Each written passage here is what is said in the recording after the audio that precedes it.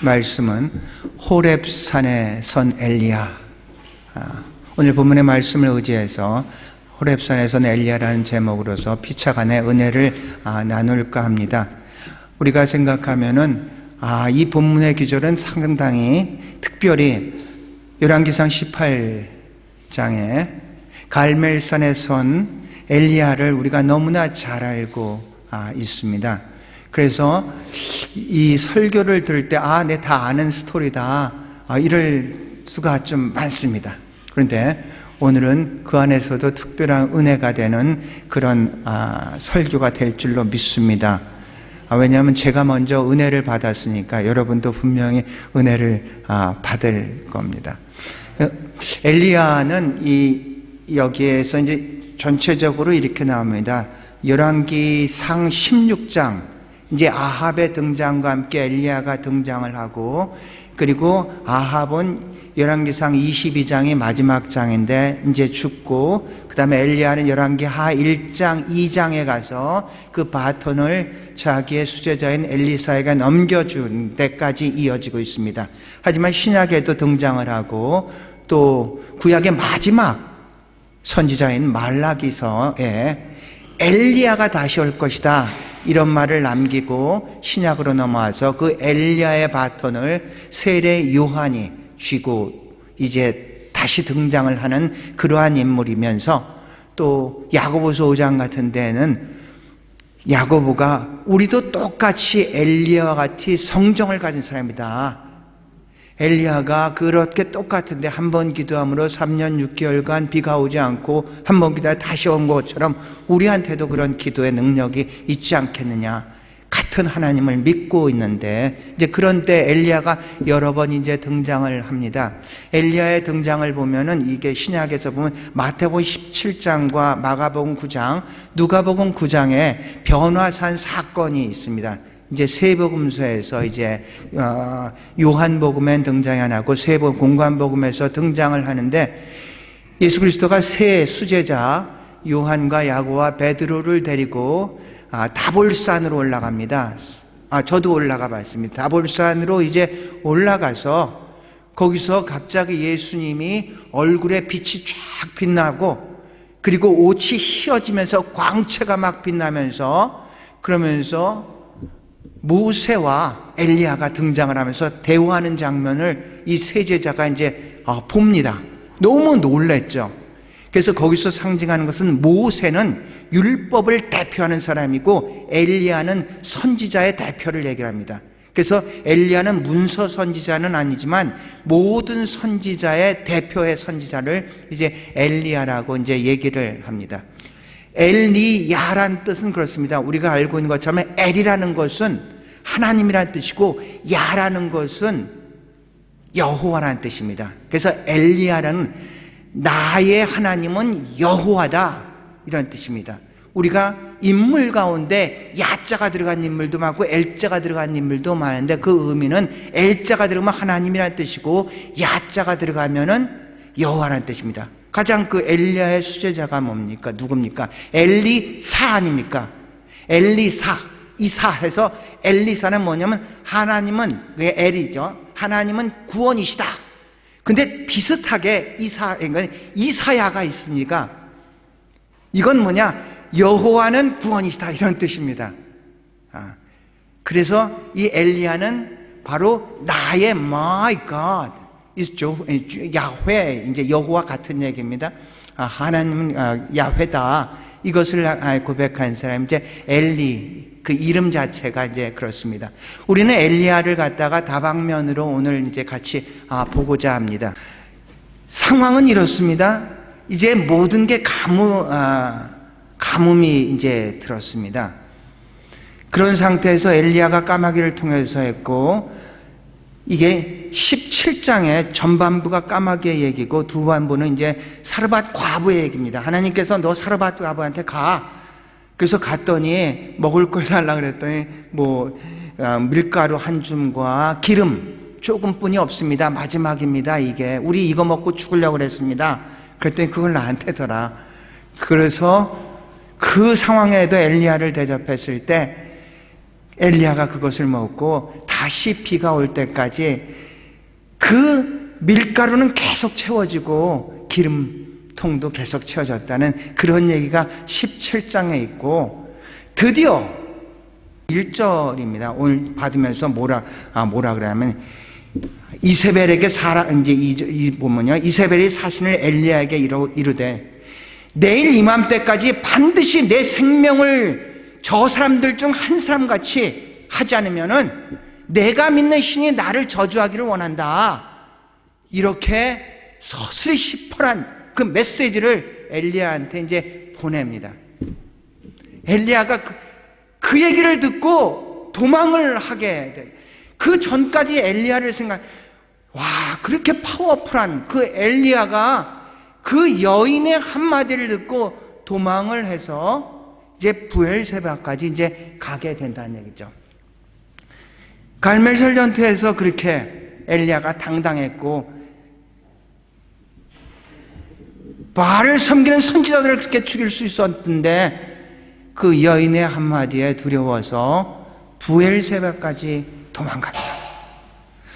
이스라엘의 전 영토, 우리나라를 표현할 때는 백두에서 할라까지를 우리나라 영토라 하는데, 이스라엘인들은 단부터 브엘세바까지 이렇게 표현을 합니다. 브엘세바 밑으로 내려가면 이제 광야가 나옵니다. 그래서 이 단부터 브엘세바까지를 이스라엘 영토인데, 브엘세바가 그러니까 남쪽 끝이죠. 그런데 엘리야가 거기까지 도망을 사환과 같이 가고, 사환은 거기다가 있으라 그러고, 자기는 광야로 하룻길을 더 들어서 광야로 이제 들어갑니다. 광야로 들어가서요, 로뎀나무 밑에 들어갔죠. 광야로 로뎀나무 밑에 들어가서 이제 기도하는 장면입니다. 이제 됐습니다. 이만하면 됐습니다. 내 생명을 걷어가 주십시오. 한번 깊이 생각할 수 있는 시간을 가졌으면 좋겠습니다. 대승을 했었는데 여인에 의해서 쫓겨서 브엘세바까지 가고, 거기에서 또 하룻길을 더 걸어서 로뎀나무 밑에 앉아서, 하나님, 이만하면 됐으니까, 나는 내 열조보다도 못한 그런 사람이니까 내 생명을 걷어가 주십시오. 우리는 탈진 신드롬, 탈진 증후군, 영어로는 번아웃 신드롬이라는 게 있습니다. 심신이 너무 지쳐가지고 아무런 생각도 할 수도 없고 아무런 행동도 할 수 없는 그런 번아웃 되는 그런 상태가 있습니다. 우리가 언제나 갈멜산의 엘리와 같이 우리의 신앙생활이 성령 충만해서 그렇게 살아갔으면 참 좋겠는데, 그런데 우리의 현실은 꼭 그렇지만 않지 않습니까? 나는 열심히 사는데, 나는 최선을 다하는데 아무런 열매도 보이지 않습니다. 이 터널의 끝이 어딘지도 볼 수가 없습니다. 그러다 보니까 차라리 내 생명을 걷어가 주십시오, 이렇게 지금 기도하고 있다는 얘기입니다. 여러분은 어떻습니까? 이런 경험이 없지 않습니까? 어떻습니까? 목회를 한 저는 가끔 그런 경우가 있어요. 교인들이 자꾸 줄어요. 그러면 이게 언제나 기쁜 마음으로 설교를 하지만 설교에 내려가면은 저 사람은 왜 안 왔을까? 이렇게 생각하면은 그게 길어지면은 집에서 굉장히 침체되고 우울에 빠지고 그럴 때가 이제 있다는 얘기죠.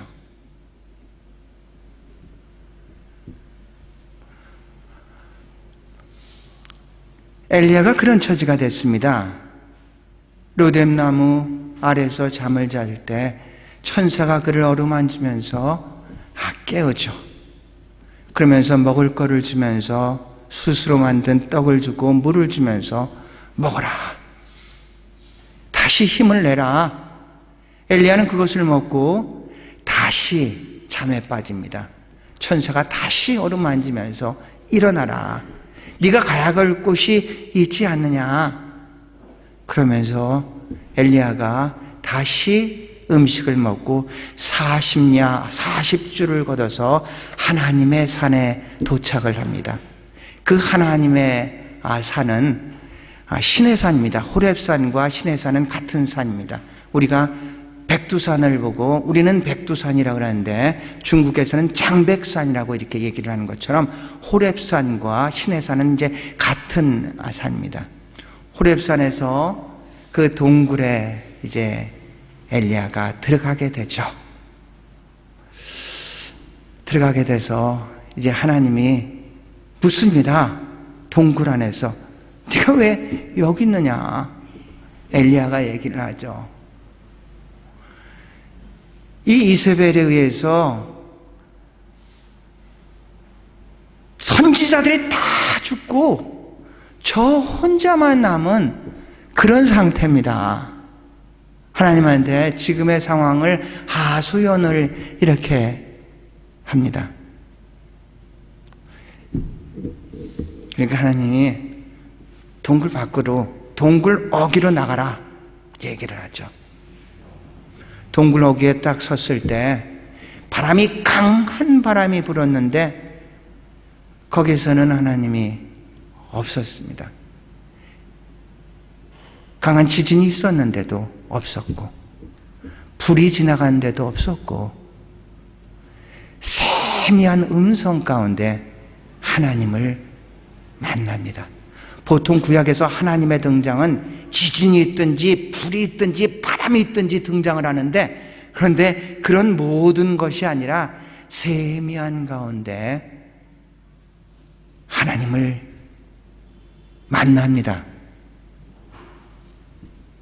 우리한테 정말로 번아웃되게 하는 것은 무엇이냐면은, 사람도 떠날 수 있죠. 환경도 열악해질 수 있는데 그런 게 아니라 하나님의 영이 우리를 떠났다고 생각할 때 우리는 정말로 견딜 수가 없는 겁니다.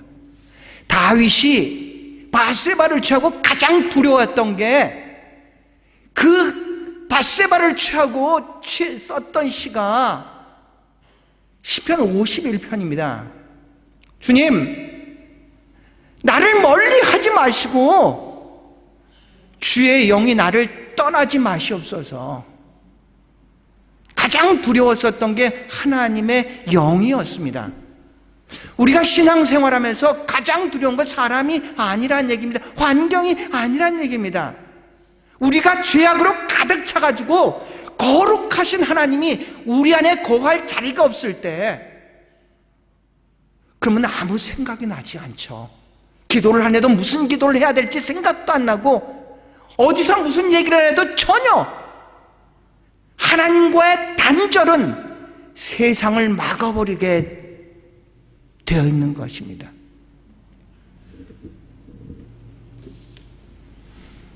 여러분, 파포 목사님 아시죠? 최일도 목사님, 다일 공동체. 그분이 제 신학교 동기인 줄 모르시죠? 20년 전인가? 거의 20년까지는 안 됐던 것 같아요. 그분이 제일교회 부흥회를 왔어요. 부흥회를 왔는데, 그러니까 이제, 예. 그분은 저를 몰라요. 저만 아는 거죠. 동기인데도 그분은 장신대 출신이고 신대원으로 갔고, 저는 일반대 출신으로 신대원으로 가가지고 보통 같이 한 300명 정도가 이렇게 했거든요. 그래서 수업을 들어도 모르고 몰라요.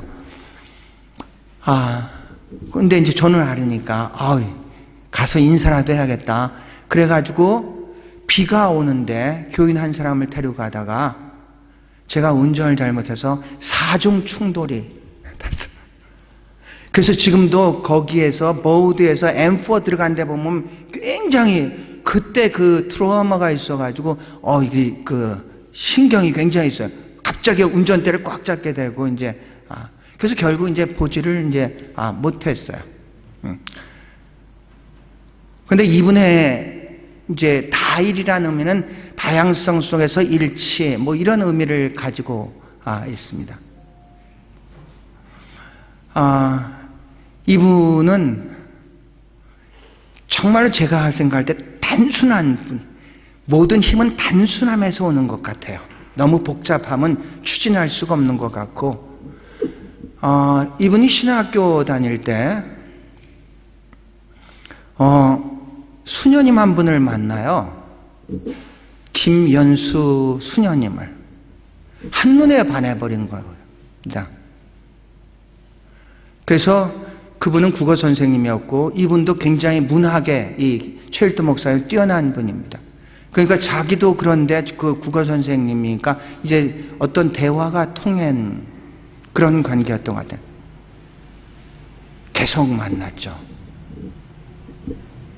그러다가 이제 결혼을 해야겠다고 이렇게 생각을 했던 것 같습니다. 그러니까 수녀님으로서는 말이 안 되죠. 수녀님은 그 수녀로 들어온 지가 10년이 되신 분입니다. 그러니까 이 수녀님은 말이 안 되죠. 어떻게?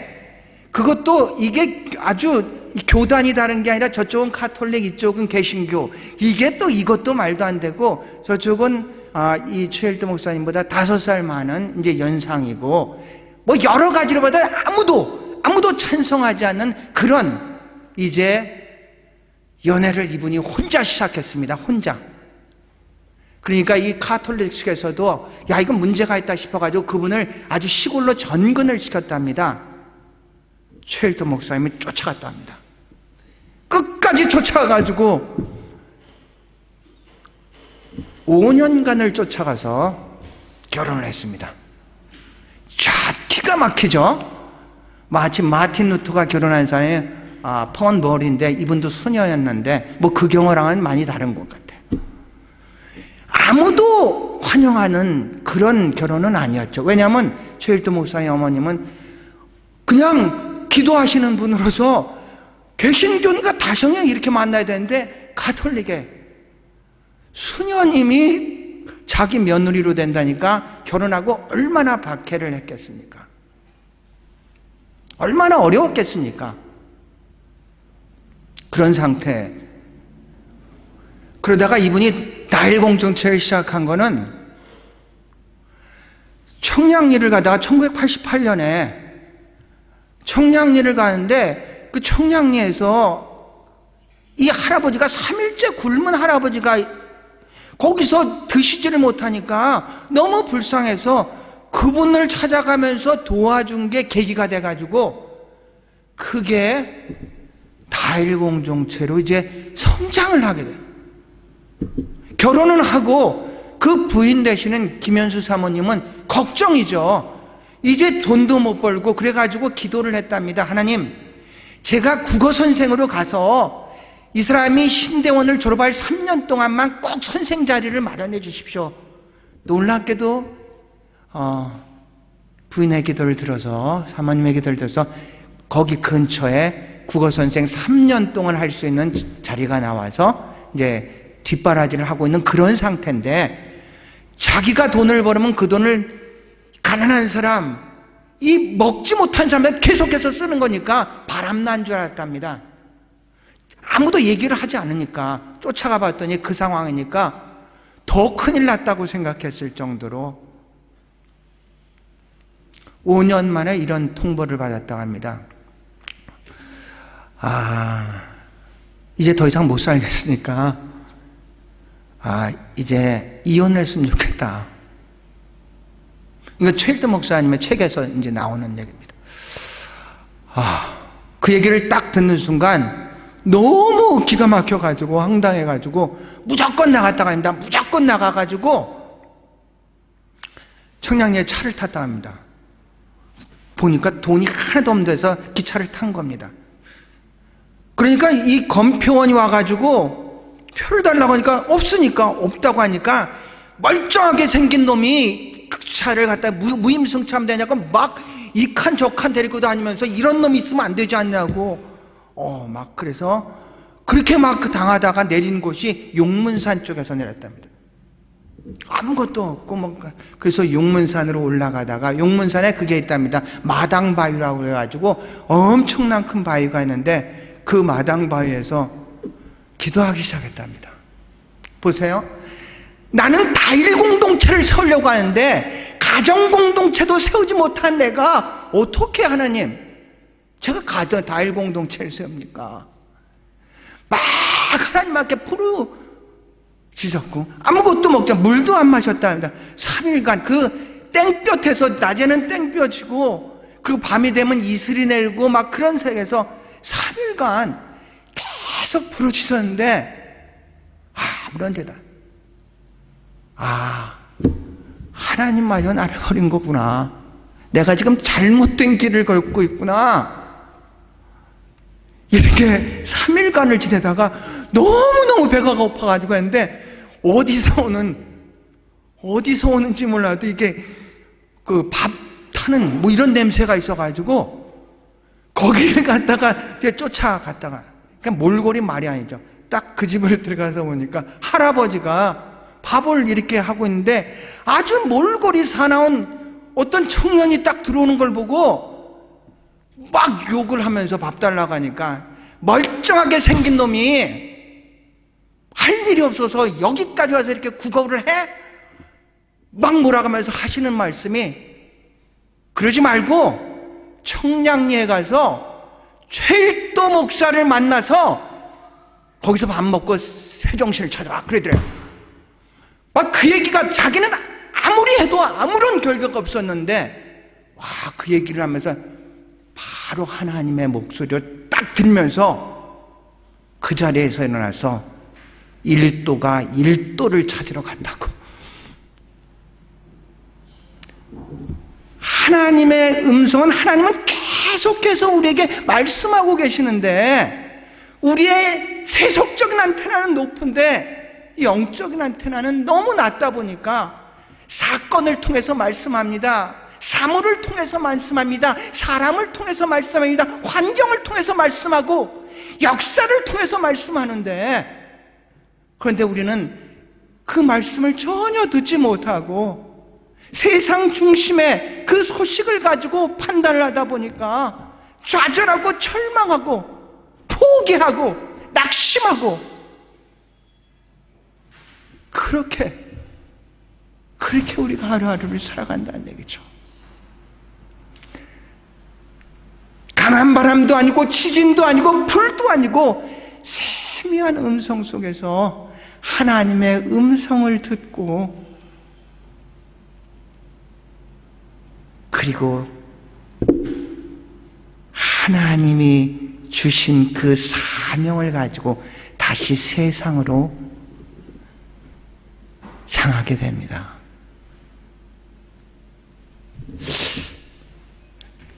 사랑하는 성도 여러분, 저는 살았다는 의미는 아직도 저에게 사명이 있다는 그런 의미로 받아들이고 있습니다.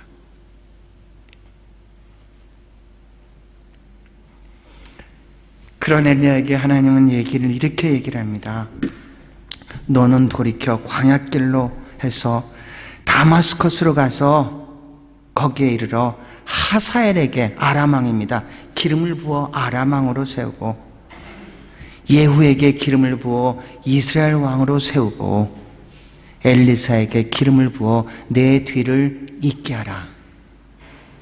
너는 혼자라고 하지만 아직도 무릎을 꿇지 않은 7,000명의 용사가 있다 합니다.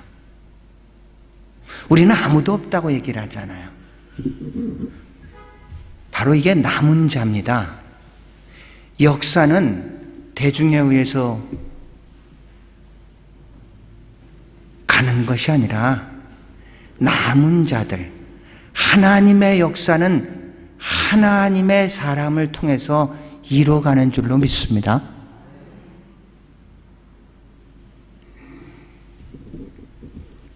이건 신학에서 남은 자 사상으로 얘기하는데 그냥 일반 역사에서는 이렇게 얘기를 합니다. 특별한 일반적으로 얘기하는 건 아닌데 우리가 최근의 역사를 보면 이렇게 어떤 E.H. 카라는 사람이 이제 역사학에 이제 뭐 가장 뛰어난데 그 전 사람으로서 토인비라는 사람이 있습니다. 아놀드 토인비. 이 측간 역사학자라면 아놀드 토인비는 역사 철학자라고 얘기합니다. 이 토인비는 역사를 이렇게 생각합니다. 도전과 응전이라고 생각합니다.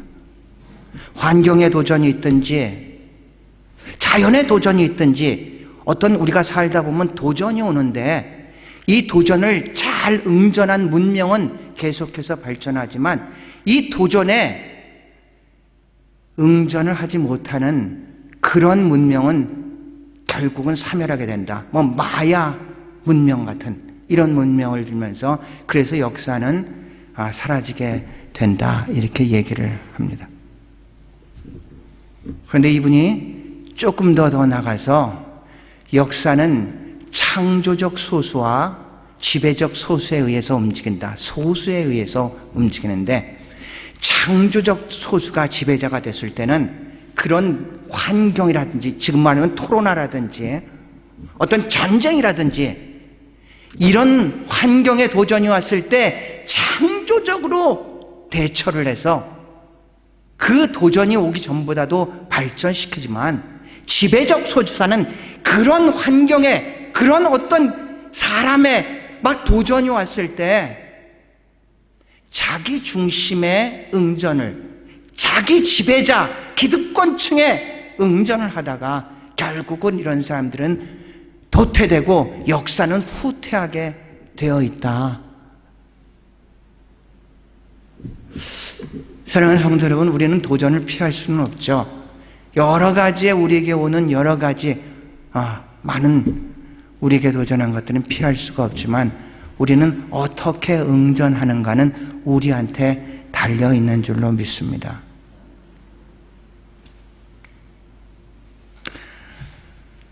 엘리야는 그 자리에서 일어납니다. 그리고 세상으로 다시 하나님의 사명을 가지고 세상으로 나갑니다. 그리고 하나님께서 맡겨진 사명을 다 마치고 유일하게 성경에 죽지 않고 승천했던 구약의 에녹과 엘리야, 그 중에 한 사람으로서 하나님께 가게 됩니다. 우리가 언제나 갈멜산의 엘리야와 같이 살았으면 얼마나 좋겠습니까? 그렇지만 그렇지는 않습니다. 우린 가끔 부엘세바의 엘리야도 될 때도 있지만 하지만 궁극적으로 하나님의 소명을 가지고 하나님의 사명으로 살아가는 삶이 우리 크리스찬의 삶이고 부르신 자들의 삶인 줄로 믿습니다. 다 같이 일어나시죠.